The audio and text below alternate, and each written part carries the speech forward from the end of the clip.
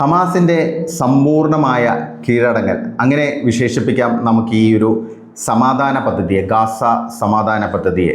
20 ഇന സമാധാന പദ്ധതി ട്രംപ് മുന്നോട്ട് വെച്ച പദ്ധതി പൂർണ്ണമായും അംഗീകരിച്ചു ഹമാസ് എന്ന് തന്നെ പറയേണ്ടി വരും. നിരായുധീകരണം ഉൾപ്പെടെയുള്ള സംഭവങ്ങളിൽ ചില അഭിപ്രായ ഭിന്നതകൾ നിൽക്കുന്നു എന്നൊക്കെ പറയുന്നുണ്ടെങ്കിൽ പോലും ഹമാസിനെ സംബന്ധിച്ച് ഇനിയൊരു തിരിച്ചുവരവ് അസാധ്യമാണ്. പിടിച്ചു നിൽക്കുക എന്നുള്ളത് അവർക്ക് പറ്റുന്നൊരു കാര്യമല്ല. സ്വന്തം ജനത പോലും അവരെ കൈയൊഴിയുന്ന അവസ്ഥയിലേക്കാണ് കാര്യങ്ങൾ പോകുന്നത്. കാരണം ഇത്രയും കാലം സ്വന്തം ജനതയെ മനുഷ്യകവചമാക്കി നിർത്തി മുതലെടുപ്പ് നടത്തി ഒരുപാട് ജീവനുകൾ പൊലിയാൻ കാരണമായ ഒരു സംഘടനയാണ് ഹമാസ്. അപ്പോൾ ഹമാസിൻ്റെ ആ ഒരു യഥാർത്ഥ മുഖം സത്യത്തിൽ ലോകം തിരിച്ചറിഞ്ഞു തുടങ്ങി എന്നുള്ളതാണ്. അപ്പോൾ ഹമാസ് പൂർണ്ണമായും ഇപ്പോൾ ട്രംപിൻ്റെ ആ ഒരു അന്ത്യശാസനത്തിന് മുന്നിൽ കീഴടങ്ങിയിരിക്കുന്നുവെന്ന് നമുക്ക് പറയേണ്ടി വരും.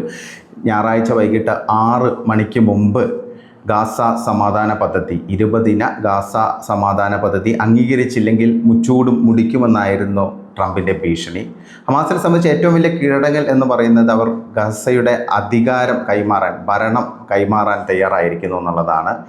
ടെക്നോക്രാറ്റുകളും പൊളിറ്റിക്കലായിട്ടുള്ള ഒരു സ്വതന്ത്ര പലസ്തീൻ സമിതിക്ക് അവർ അധികാരം കൈമാറാൻ തയ്യാറായിട്ടുണ്ടെന്നുള്ളതാണ്. അത് തന്നെ അവരുടെ ഭാഗത്തു നിന്നുള്ള ഏറ്റവും വലിയൊരു കീഴടങ്ങൽ തന്നെയാണ്. പിന്നെ അതുകൂടാതെ തന്നെ ഇസ്രയേലി ബന്ദികളെ മോചിപ്പിക്കാനും അവർ സമ്മതം മൂളിയിട്ടുണ്ട്. ഇനി ഹമാസിന് അവിടെ ഒരു നിലനിൽപ്പില്ല എന്നുള്ളതാണ് ഏറ്റവും പ്രധാനപ്പെട്ട കാര്യം. ഇനി വരുന്ന ഒരു ട്രാൻസിഷണൽ ഗവൺമെൻറ് എന്ന് പറയുന്നത് ട്രംപിൻ്റെ കൺട്രോളിലുള്ള ഒരു സംവിധാനമായിരിക്കും. ബോർഡ് ഓഫ് പീസിൻ്റെ ചെയർമാൻ ട്രംപാണ്. ടോണി ബ്ലെയർ ഉൾപ്പെടെയുള്ള ആളുകൾ അതിലുണ്ട്.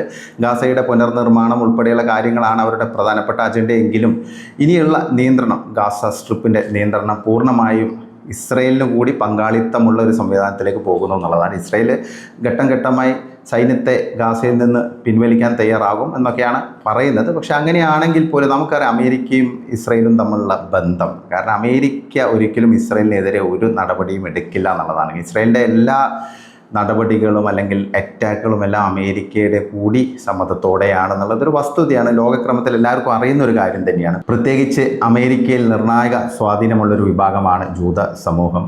അവരുടെ ഒരു സ്വാധീന ശക്തി വളരെ വലുതാണ്. പല മേഖലകളിലും, എക്കണോമിക്കലി ആണെങ്കിലും പൊളിറ്റിക്കലി, സോഷ്യലി എല്ലാം അവർക്ക് വലിയ സ്വാധീനമുണ്ട്. അതുകൊണ്ട് തന്നെ അമേരിക്ക ഒരിക്കലും ഇസ്രയേലിന് ഹിതകരമല്ലാത്ത ഒരു തീരുമാനം എടുക്കില്ല എന്നുള്ളതാണ് ഒരു വസ്തുത. അപ്പോൾ എന്തായാലും ഹമാസിനെ സംബന്ധിച്ച് ഹമാസിൻ്റെ ഏതാണ്ട് വെടി തീർന്നു എന്ന് നമുക്ക് പറയാൻ സാധിക്കും. കാരണം ഓൾറെഡി അവരുടെ പ്രമുഖ നേതാക്കളെയെല്ലാം വകവരുത്താൻ ഇസ്രയേലിന് സാധിച്ചിരുന്നു. ഇസ്മയിൽ ഹനിയെയും ഒക്ടോബർ 7 ആ ഒരു ബ്ലഡ് ബാത്തിന് കാരണക്കാരനായ യഹിയ സിൻവറിനെയെല്ലാം ഭൂമിയിൽ നിന്ന് തന്നെ ഇല്ലാതാക്കാൻ ഇസ്രയേലിന് സാധിച്ചിരുന്നു.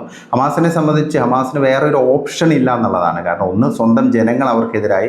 രണ്ടാമത്തെ പ്രധാനപ്പെട്ട കാര്യം, ഇനി ഈ ഒരു ഗാസ സമാധാന പദ്ധതി അംഗീകരിച്ചില്ലെങ്കിൽ ഇസ്രയേൽ ബാക്കി പ്രൊജക്റ്റ് കൂടി അവിടെ പൂർത്തിയാക്കി കംപ്ലീറ്റ് എലിമിനേഷൻ നടത്തും എന്നുള്ളത് അവർക്ക് അറിയായിരുന്നു. അപ്പം സ്വാഭാവികമായിട്ട് ഹമാസ് അങ്ങ് കീഴടങ്ങി അടപടലം പരാജയപ്പെട്ടു എന്നുള്ളതാണ് ഒരു വസ്തുത. കാരണം ഒരു ഭീകര സംഘടനയായ ഹമാസിന് ഇനി നിലനിൽപ്പ് അസാധ്യമാണ്. കേവലം 41 കിലോമീറ്റർ നീളവും 9 കിലോമീറ്റർ വീതിയുമുള്ള ഒരു പ്രദേശം, ജനങ്ങൾ തിങ്ങി നിറഞ്ഞ് നിൽക്കുന്ന ഒരു പ്രദേശം, അവിടെ എത്രത്തോളം കാഷ്വാലിറ്റികൾ ഉണ്ടാകും എന്നുള്ളത് നമുക്കറിയാൻ സാധിക്കും. പ്രത്യേകിച്ച് ഒരു ഫുൾ ഫ്ലഡ്ജ് യുദ്ധത്തിലേക്കൊക്കെ പോകുമ്പോൾ പലപ്പോഴും ഹമാസ് അവിടുത്തെ സ്ത്രീകളെയും കുട്ടികളെയും എല്ലാം കരുവാക്കി മാറ്റി അവരുടെ രാഷ്ട്രീയ പ്രൊജക്റ്റ് നടപ്പാക്കുകയായിരുന്നു.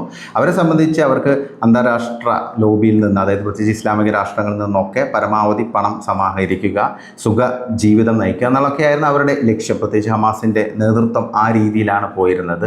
പക്ഷെ അതിന് ഇരകളായത് ഗാസയിലെ സാധാരണ ജനങ്ങളാണ്. സ്ത്രീകളും കുട്ടികളും ഉൾപ്പെടെയുള്ള ജനങ്ങളാണ്. നമുക്ക് വളരെ സങ്കടമുണ്ടാക്കുന്ന സംഭവങ്ങളാണ് അവിടെ ഇപ്പം കഴിഞ്ഞ 3 വർഷമായിട്ട് ഈ യുദ്ധത്തിൻ്റെ ഭാഗമായിട്ടുണ്ടായിരിക്കുന്നത്. കാര്യങ്ങൾ ഇങ്ങനെയൊക്കെ ആണെങ്കിലും മേഖലയിൽ സമാധാനം പുനഃസ്ഥാപിക്കുക എന്നതാണ് ഏറ്റവും പ്രധാനപ്പെട്ട കാര്യം. അവിടെ എത്ര പേർക്കാണ് ജീവൻ നഷ്ടപ്പെട്ടത്, എത്ര കുട്ടികൾക്ക് ജീവൻ നഷ്ടപ്പെട്ടു എന്നുള്ളത് നമുക്ക് പ്രത്യേകം ആലോചിക്കേണ്ട ഒരു കാര്യം തന്നെയാണ്. അതിപ്പോൾ ഇസ്രയേലിലാണെങ്കിലും പലസ്തീനിലാണെങ്കിലും മരിക്കുന്നത് ആരാണെങ്കിലും, അത് കുട്ടികളാണെങ്കിലും സ്ത്രീകളാണെങ്കിലും ആരാണെങ്കിലും അതേറെ വേദനാജനകമായ കാര്യം തന്നെയാണ്. അപ്പോൾ അതിലൊരു രാഷ്ട്രീയമോ മതമോ കൂട്ടിക്കലർത്തേണ്ട ആവശ്യമില്ല. അപ്പോൾ എന്തായാലും മേഖലയിൽ സമാധാനം പുലരുമെന്നുള്ള ഒരു പ്രത്യാശയാണ് പൊതുവെ ലോക സമൂഹത്തിനുള്ളത്.